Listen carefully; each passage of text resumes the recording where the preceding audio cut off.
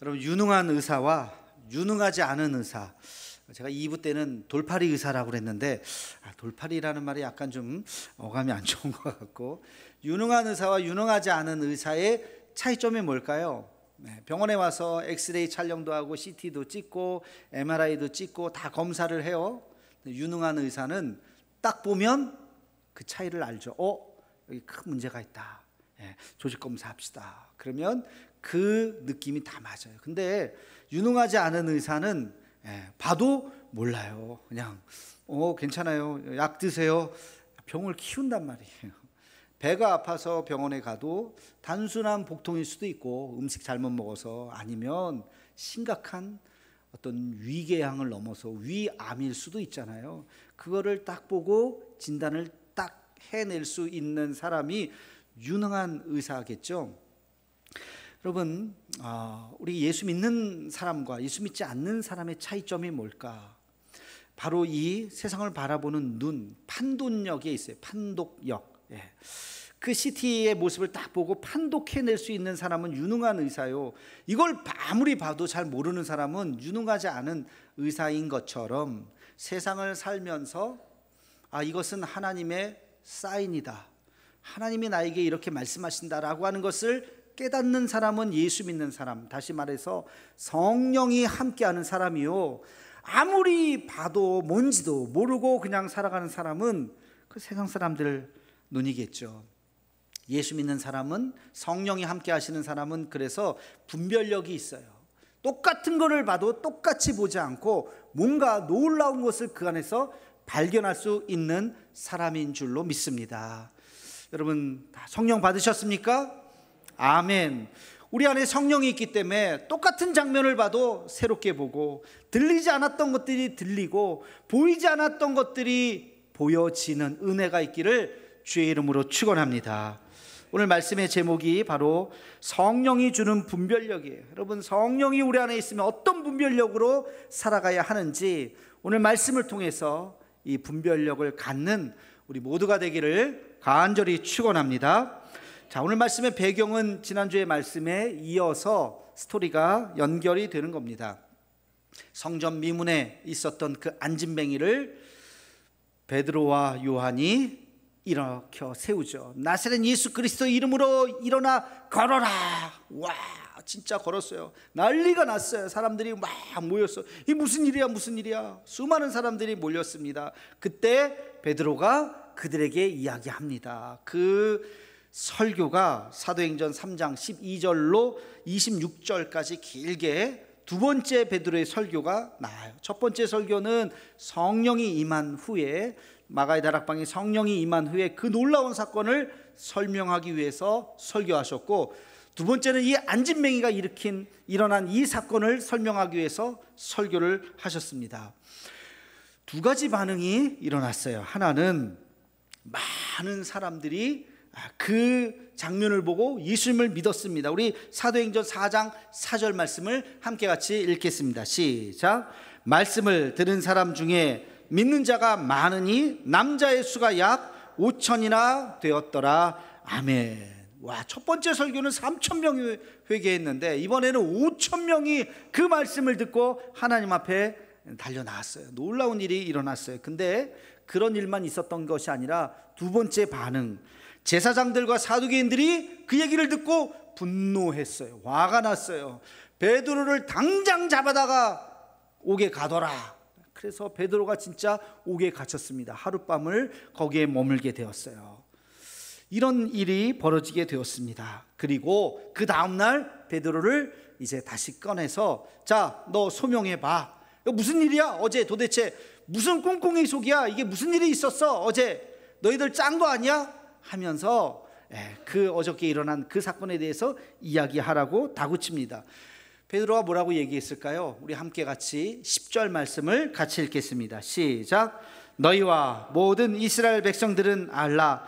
너희가 십자가에 못 박고 하나님이 죽은 자 가운데서 살리신 나사렛 예수 그리스도의 이름으로 이 사람이 건강하게 되어 너희 앞에 섰느니라. 아멘. 우리가 짰다고요? 무슨 음모가 있다고요? 천만의 말씀, 아무 일도 아닙니다. 나사렛 예수 그리스도 이름으로 일어나 걸어라. 하나님이 나에게 말씀하셨고 그 말씀대로 이 사람은 일어났습니다. 그것뿐이에요. 다른 건 없어요 라고 지금 이야기하는 거예요. 여기서 우리는 아주 중요한 한 가지, 성령 받은 사람의 분별력을 깨달아야 됩니다. 성령 받은 사람은 하나님이 하신 것을 하나님이 하셨다고 인정하고 받아들일 수 있어야 합니다. 여러분 인생에서, 여러분 삶의 여정 속에서 하나님을 중심에 놓고 생각할 수 있어야 돼요. 굉장히 중요한 거예요. 지금 제사장들과 사두개인들은 하나님이 없어요. 하나님이 없으니까 이 사건이 해석이 안 되는 거예요. 어떻게 안진뱅이가 일어나? 이상 가짜로 아픈 거 아니야? 원래 정상인데 이게 거짓 신용낸 거 아니야? 별의별 생각을 다 하는 거예요. 아니요, 그 사람 안진뱅이 맞고요, 하나님이 그 사람을 일으킨 거예요. 이게 어떻게 가능해요? 하나님이니까 가능하시죠. 여러분 그것뿐이에요. 하나님을 우리의 인생의 중심에 놓고 이해를 하면 다 풀려요. 예전에 제가 교회 안 다녔을 때 친구들하고 이런저런 얘기하면서 사춘기 때 그런 얘기 많이 하죠. 야, 우주의 기원이 뭐냐? 우주가 도대체 어떻게 생겨? 인간의 기원이 뭐야? 인간이 죽으면 어디 가? 중2병이라고 그러잖아요. 중2병스러운 질문들을 우리가 막 하면서 답도 없는 얘기를 우리끼리 막 한참 하고 있었을 때에 교회 다니는 한 친구가 와갖고, 야, 그거 간단해. 뭔데? 하나님이 만드셨어. 야, 무슨 쓸데없는 소리 하지 마 하고 우리가 막 그 친구를 혼내고 막 그랬는데, 나중에 제가 예수님 믿고 보니까 그게 답이에요. 답도 없는 뭐 과학이 어쩌고 무슨 이론이 어쩌고 세상의 기원이 어쩌고, 어떤 얘기를 해봐도 정답이 없어요. 근데 답은 하나예요. 태초에 하나님이 천지를 창조하시니라. 할렐루야. 믿으십니까? 아멘. 끝이에요. 세상의 기원이 어떻게 됐다고요? 하나님이 만드셨다고요. 인간이 어떻게 만들어졌다고요? 하나님이 만드셨다고요. 하나님이 딱 가운데 있으니까 다 해결돼요. 복잡할 거 하나도 없어요. 여러분 삶 속에서 하나님을 중심에 놓고 이해하면 다 이해가 됩니다. 왜 나에게 이런 고통을 주셨나요? 왜 나에게 이런 아픔을 주셨나요? 이게 도대체 맞습니까? 하나님, 이 세상이 왜 이렇습니까? 테스 형에게 아무리 물어봐도 테스 형이 대답해 주지 않습니다. 하나님을 중심에 놓고 이야기하면 다 풀려요. 여러분 욥기가 그 고난에 대해서 우리가 하나님께서 주신 말씀이잖아요. 자, 욥이 고난을 받았을 때 내가 왜 이런 고난을 받았는지 알았을까요? 몰랐을까요? 몰랐어요. 내가 왜 이런 고난을 갑자기 받고 있지? 우리 자식들 잘 살았고 나 하나님 앞에 잘 예배드리고 나 잘못한 거 없는데 왜 갑자기 이 엄청난 고난이 나에게 왔지? 욥이 몰랐다고요. 근데 우리는 욥기 1장부터 읽으니까 왜 이런 일이 일어났는지 알잖아요. 사탄이 하나님에게 질문하잖아요. 하나님, 하나님 욥을 자랑스럽게 생각하는 것 같은데 욥이요, 하나님이 욥에게 복을 주니까 그거에 대한 보답이지 걔가 순수한 게 아니에요. 받은 게 있으니까 그 중에 하나 뭐 하나님 앞에 드린 거지, 그거 빼앗아 가봐요. 욥이 대번 화내고 하나님이 어딨냐고 날뛸 겁니다. 받은 게 많으니까 한 거예요. 아니야, 욥 진짜 순수해. 쟤는 그거 없어도 정말 나를 찬양할 사람이야. 에이, 그럴 일 없어요. 이렇게 시작하는 게 욥기잖아요. 그래서 그러면 생명 빼고 나머지 다 뺏어봐. 그래도 욥은 나를 찬양할 거야. 그래서 갑자기 쫄딱 망하고 자식들 다 죽고 몸에 병이 생기고 말도 안 되는 고통을 받잖아요. 그러나 욥은 끝까지 하나님을 원망하지 않았어요. 여러분 우리 욥기 23장 10절 말씀 함께 읽겠습니다. 시작. 그러나 내가 가는 길을 그가 아시나니 그가 나를 단련하신 후에는 내가 순금같이 되어 나오리라. 아멘. 내가 가는 길을 그가 아시나니, 나는 모르겠다. 내가 지금 왜 여기 와 있는지, 내가 지금 왜 이런 고난을 당하는지 나는 모르겠어요. 그러나 하나님은 아시죠. 하나님은 아시니까 내가 아는 것 단 한 가지 있습니다. 이 모든 고난을 하나님께서 허락하셨다는 거, 내 인생의 주인은 하나님이시라고 하는 거, 이 고난도 하나님께서 함께 하신다고 하는 거, 내가 그거 하나는 확실하게 압니다. 왜 이런 고난을 당하는지 몰라요. 그렇기 때문에 하나님이 이 고난을 주관하시기 때문에 내가 한 가지 고백합니다. 하나님, 이것이 나에게 단련입니다. 이 단련이라는 단어를 쓰잖아요. 나를 더 정금같이 강하게 하실 것입니다. 이 시간을 통해서 나는 더 하나님을 의지하는 사람이 될 겁니다. 이 욥의 고백, 마지막에 그 숙제가 풀리잖아요. 그죠? 욥이 왜 이런 고난을 당했나? 하나님이 너무 미안해서 욥에게 몇 배의 복을 그에게 주시는 장면이 나오죠. 여러분, 로마서 8장 28절에 이런 말씀이 있어요. 우리 함께 읽겠습니다. 시작. 우리가 알거니와 하나님을 사랑하는 자 곧 그의 뜻대로 부르심을 입은 자들에게는 모든 것이 합력하여 선을 이루느니라. 아멘. 모든 것이 합력하여 선을 이룬다. 아마도 이 로마서의 저자인 바울이 너무너무 힘들고 지금 내가 내 인생이 어떻게 될지 알지 못하지만 그가 믿고 있었던 거 한 가지, 하나님, 내 인생의 주관자는 누구세요? 하나님입니다. 그래서 내 지금 아픔도, 이 고통도, 이 환난도 모든 것이 합력해서 결국에는 하나님께서 하나님의 뜻을, 선을 이루실 것입니다. 지금 내가 이해할 수 없는 일들이 벌어지지만 결국에는 이 모든 것을 통해서 하나님이 영광 받으실 것입니다. 그 뜻이잖아요. 그럼 떠오르는 사람 없나요? 요셉. 요셉. 여러분, 요셉이 언제 자기 인생에 대해서 하나님께서 나를 이렇게 하려고 이렇게 했구나 라고 알았을까요? 그가 노예로 팔려가면서 이게 뭐지? 진짜 노예가 되어갖고 이게 뭐지? 내 인생 끝났네. 아니, 하나님, 이게 지금 도대체 뭡니까? 자기 인생을 어떻게 여기까지 왔는지 몰랐을 거예요. 그러나 끝까지 원망하지 않았습니다. 끝까지 하나님을 신뢰했어요. 성경 그 어디에도 욥이 하나님을 원망했다는 얘기가 없어요. 하나님을 끝까지 신뢰하고 믿고 하나님 앞에 기도하고 오늘 하루를 감사하게 살았음을 감사하고 그렇게 살아갔습니다. 그러다가 그 창세기 45장에 가서 드디어 깨닫습니다. 자기를 팔았던 그 형들이 자기 앞에 딱 오는 그 순간 이 요셉은 깨달았어요. 우리 함께 창세기 45장 8절 말씀을 함께 읽겠습니다. 시작. 그런즉 나를 이리로 보낸 이는 당신들이 아니요 하나님이시라. 하나님이 나를 바로에게 아버지로 삼으시고 그 온 집의 주로 삼으시며 애굽 온 땅의 통치자로 삼으셨나이다. 아멘. 형들이 바짝 쫄았어요. 아이고, 야, 이거 어떡하지? 우리가 팔았던 그 요셉이 지금 애굽의 총리가 돼 있다고? 야, 말 한마디만 하면 우리는 그냥 죽은 목숨이네. 벌벌벌 떠니까 형님들 나 기억하죠? 나를 이리로 보낸 거 형님들이 나를 판 게 아니에요. 하나님이, 이거 아주 중요한 거예요. 하나님이 나를 이리로 보내셨습니다. 나 형님들 원망하지 않습니다. 하고 그 형님들을 품에 안으면서 대성통곡하는 장면이 나오죠. 여러분, 그 역사의 주관자 되시는 그 하나님을 요셉은 그제서야 깨달은 거예요. 그 과정 속에 있을 때 몰랐어요. 그가 한 가지는 알았어요. 하나님이 내 인생의 주인이시다. 하나님은 모든 것이 선하게 이루어 주실 것이다. 이 한 가지를 알고 믿고 나머지는 이해가 안 돼요.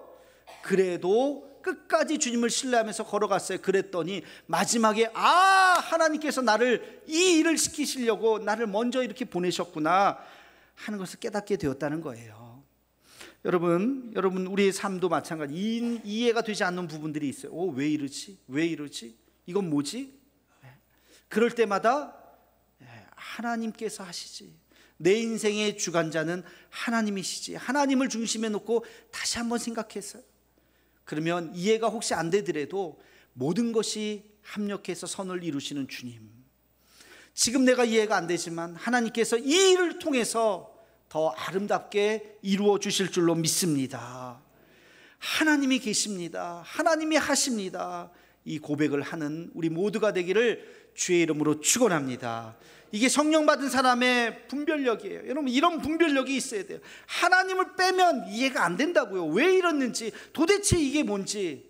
근데 아니요, 하나님이 하신 거예요. 하나님, 내가 이해하든 이해하지 못하던 언젠가는 그것을 깨닫는 날이 올 줄로 믿습니다. 여러분, 이 분별력을 갖기를 바랍니다. 자, 두 번째 우리 함께 11절 말씀을 함께 같이 읽겠습니다. 시작. 이 예수는 너희 건축자들의 버린 돌로서 집 모퉁이의 머릿돌이 되었느니라. 아멘. 여러분, 이 말씀이 무슨 말씀인지 알죠? 건축하는 사람들이 어떤 돌이 이렇게 나왔는데 이거 쓸 수 없는 돌이네, 버리세요. 그거 버렸다는 거예요. 근데 그 버린 돌이 보니까 아니야, 이거 아주 중요한 돌이야. 머릿돌로 딱 가운데 세웠다는 거예요. 지금 뭘 얘기하는 거죠? 예수님 얘기 아닙니까? 십자가에 못 박아라 그러면서 예수님을 십자가에 죄인 취급하면서 십자가의 형벌로 죽여버렸어요. 저 몹쓸 사람 하면서 건축자들의 버린 돌처럼. 그런데 하나님이 그를 살리셨죠. 부활시키셨죠. 그리고 온 인류의 구원자가 되게 하셨습니다. 그분이 머릿돌처럼 우리 온 인류를 살리시는 구원의 주가, 메시아가 되게 하셨다. 지금 그 이야기를 하는 거예요. 여러분, 성령 받은 사람은 새로운 관점으로 볼 수 있어야 합니다. 남들이 다 보는 관점이 아니라, 버렸다고 생각하지만 버린 것이 아니라 그 안에서 대단한 가치를 찾을 수 있는 사람, 그 사람이 바로 성령 받은 사람의 분별력인 줄로 믿습니다. 여러분, 이 눈으로 우리가 봐야 돼요. 다 필요 없다, 이건 무가치해. 아니요, 대단한 가치가 그 안에 있을 수 있어요. 제가 계산해 보니까 지금으로부터 31년 전, 1994년, 31년 전 맞죠? 31년 전에 제가 대학생 때 무려 배낭을 메고 유럽을 35일을 여행을 했어요. 여기저기 겁도 없이. 그때 많이, 그렇게 보면 제 인생에서 제가 제일 잘했던 것 같아요. 신나게 유레일 기차를 다니면서 다녔어요. 그 중에 베를린을 갔는데 94년이니까 서독 동독이 통일되고 베를린 장벽이 무너지고 나서 몇 년 안 됐었죠.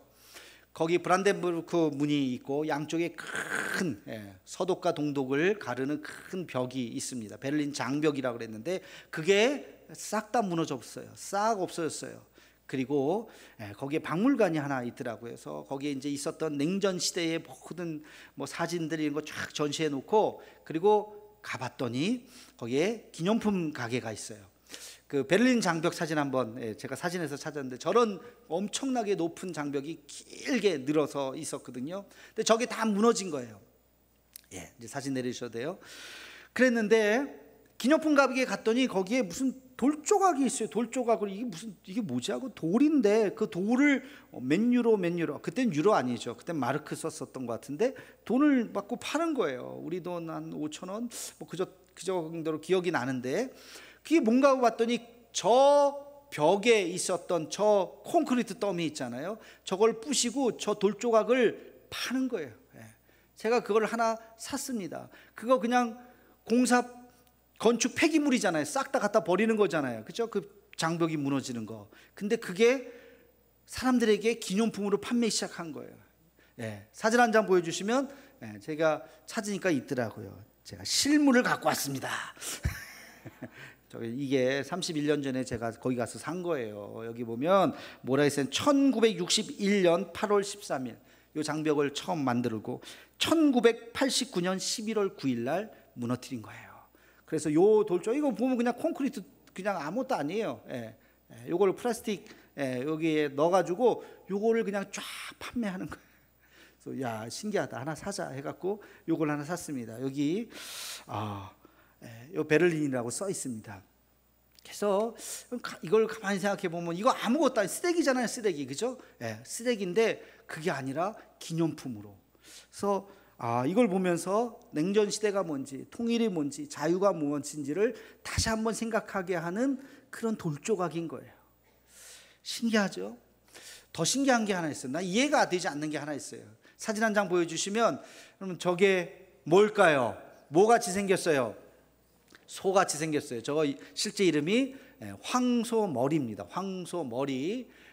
저 황소머리에 저 얼굴에 해당되는 저 머리가 뭐 같아요? 재료가?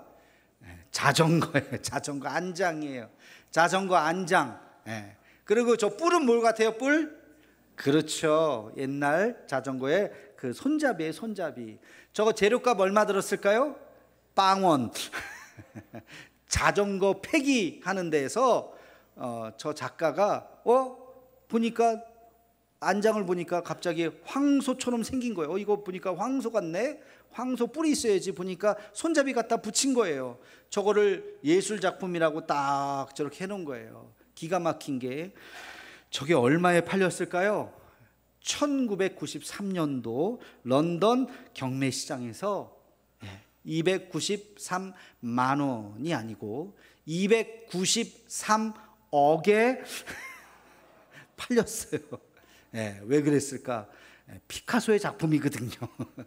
아무리 피카소라도 그렇지 저걸 산 사람도 제정신이 아닌 것 같고, 근데 실제로 팔렸어요. 저게 293억. 대단히 큰 뉴스예요.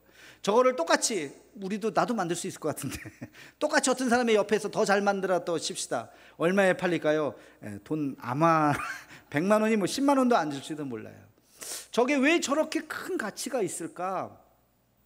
처음으로 저런 발상을 했거든요. 쓰레기 더미에서 찾아가지고 처음으로 저런 생각을 했기 때문에 저게 글쎄 저게 293억 정도의 가치인지는 모르겠지만 그 정도의 예술적 가치를 인정해 주었다는 거예요.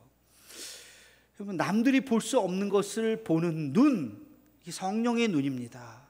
여러분, 똑같은 아무것도 아니지만 볼 수 있는 그 눈.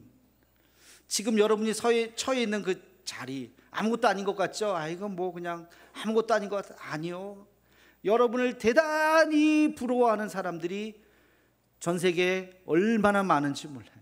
대한민국 여권 하나 갖고 싶어서 얼마나 많은 사람, 여권 파워가 전 세계에 우리가 2등인가 그렇잖아요. 어마어마합니다. 우리는 별거 아닌 것 같지만 우리가 처해 있는 이 자리가 대단한 자리예요. 대단한 자리. 선교지 한번 가보세요.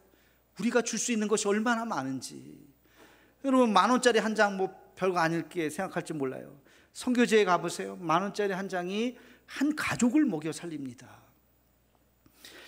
여러분, 에스더 이야기 아시죠? 에스더가 왕비가 되었습니다. 개인의 영광이에요. 대단한 거예요. 그러나 너 개인의 영광이 아니라는 거예요. 누가? 모르드게가, 그의 사촌 오빠인 모르드게가 에스더에게 이야기합니다. 우리 에스더 4장 14절 말씀을 함께 읽겠습니다. 시작. 그때 내가 만일 잠잠하여 말이 없으면 유다인은 다른 데로 말미암아 노임과 구원을 얻으려니와 너와 내 집은, 내 아버지의 집은 멸망하리라. 내가 왕후의 자리를 얻은 것이 이때를 위함이 아닌지 누가 알겠느냐 하니. 아멘. 왕후의 위가 되었습니다. 대단하게 높은 자리예요. 근데 너 개인의 부귀영화가 아니다. 개인의 명예가 아니다. 너가 그 자리까지 간 것은 하나님께서 너에게 무엇인가 할 일을 맡기셨기 때문에 너가 그것을 깨달아야 된다. 지금 유대인들이 다 죽게 생겼죠. 몰살당하게 생겼죠. 오해를 받아서 그 오해를 풀 수 있는 사람이 너밖에 없다. 너가 왕에게 가서 이것은 모함입니다 하고 이야기를 해야 된다. 에스더가 거기에서 사명을 느낀 거예요. 자기의 이 시대적 사명. 그렇구나. 내가 잘나서, 내가 이뻐서, 내가 똑똑해서 이 자리에 있는 것이 아니라 하나님께서 나에게 이 일을 하시기 위해서 나에게 이 자리를 맡기셨구나. 용기를 내고 왕 앞에 나아가는 모습을 우리가 볼 수가 있습니다. 여러분, 여러분이 서 있는 그 자리, 여러분 내 노력이고 내 수고고 그렇게 생각하지 마시기 바랍니다. 그것은 하나님의 은혜예요. 그리고 그 자리를 통해서 우리가 해야 할 일이 있다는 거예요. 이것을 깨달아야 돼요. 이것을 깨달아야 돼요. 시편 119편 71절에 보면 이런 말씀이 있어요. 함께 읽겠습니다. 시작. 고난당하는 것이 내게 유익이라. 이로 말미암아 내가 주의 율례들을 배우게 되었나이다. 아멘. 고난 좋아하는 사람이 어디 있습니까? 그죠? 고난 제발 고난 많은 하나님, 우리 자식 제발 고난 많은. 고난이 얼마나 힘들어요. 근데 지금 이 시편 기자가 뭐라 그래요? 고난 당하는 것이 내게 유익이라. 고난 때문에 내가 더 잘 됐습니다. 너무 감사합니다. 고난을 주셔서 감사합니다. 지금 그렇게 고백하는 거 아니겠어요? 제가 이런 이야기를 들었어요. 사진 한 장 보여주시면. 여러분, 저게 뭐예요? 처음 보시는 분 있어요? 골프공이에요. 골프공. 골프공은 항상 저렇게 생겼어요. 홈이 파져 있습니다. 저 홈을 딤플이라 그럽니다. 딤플. 근데 홈이 한두 개가 아니라 많죠. 골프공 하나에 300개에서 한 많은 건 500개까지의 딤플을 파놓는답니다. 왜 팔까요 저걸? 그냥 매끄럽게 만드는 게 더 좋을 텐데. 이유가 있겠죠. 왜? 저렇게 딤플이 있어야 공이 더 멀리 간답니다. 여러분 생각할 때, 상식적으로 생각할 때 매끄러운 공이 더 멀리 갈 것 같죠? 아니에요. 저 딤플을 파 넣어야 더 많은 500개 정도의 딤플이 있는 게 똑같은 힘을 주면 훨씬 더 비거리가 훨씬 더 멀리 날아간다는 거예요. 그래서 저 공의 딤플을, 저 홈을 파 놓는 거예요. 제가 저 얘기를 딱 듣자마자 딱 생각나는 게 있어요. 그게 뭐냐? 우리의 인생도 마찬가지다. 그럼 매끄러운 인생 좋은 것 같죠? 아니요. 우리 인생도 딤플이 있어야 돼요. 홈이 있어야 돼요. 역경이 있어야 돼요. 어려움이 있어야 돼요. 그럴 때 우리는 감사를 알아요. 그럴 때 고마움을 알아요. 그럴 때 우리는 더 단단해져요. 그럴 때 우리는 남을 더 사랑할 수 있어요. 내게 고난이 있어야 내게 진정으로 눈물을 흘릴 수 있어요. 진짜 그를 품어줄 수 있어요. 고난이라고 하는 딤플이 있어야 우리의 인생은 더 가치 있고 더 아름답게 살아갈 수 있는 것입니다. 그래서 고난이 내게 유익이라고 시편 기자가 이야기하는 거예요.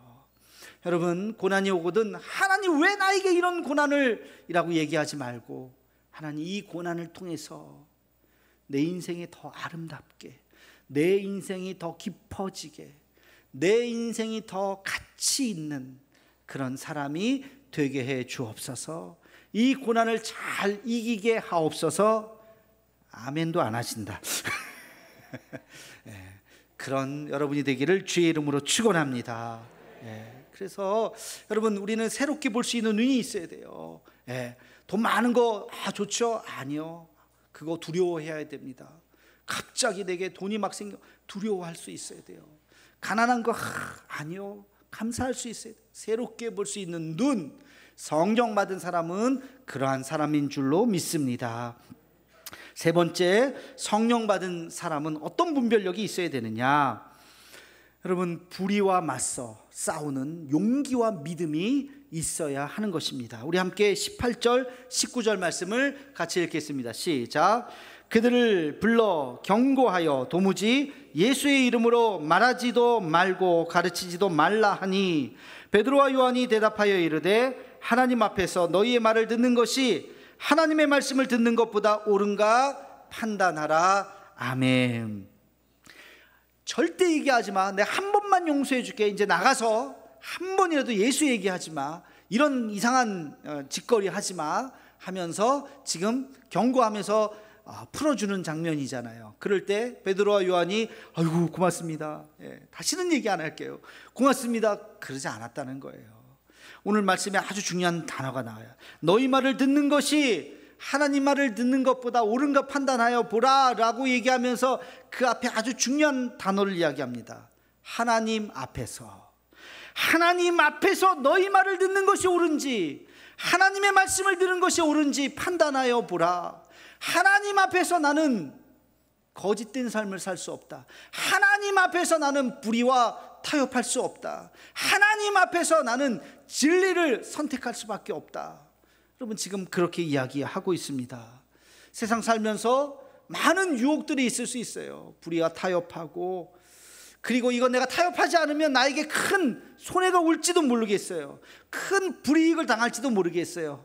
그러나 그렇다 할지라도 다시 한번 기도하면서 분별력을 가지셔야 돼요. 내가 무엇을 선택해야 될 것인지, 선인지 악인지. 선을 선택하고 고난을 당한다 할지라도 악을 선택하고 내가 안락한 그 모습이 아니라, 하나님 내가 선을 선택할 수 있는 용기를 주시옵소서. 이것을 분별해내는 능력이 우리에게 있기를 주의 이름으로 축원합니다. 여러분, 성령의 사람은 분별력이 있는 사람이에요. 잘 분별해야 돼요.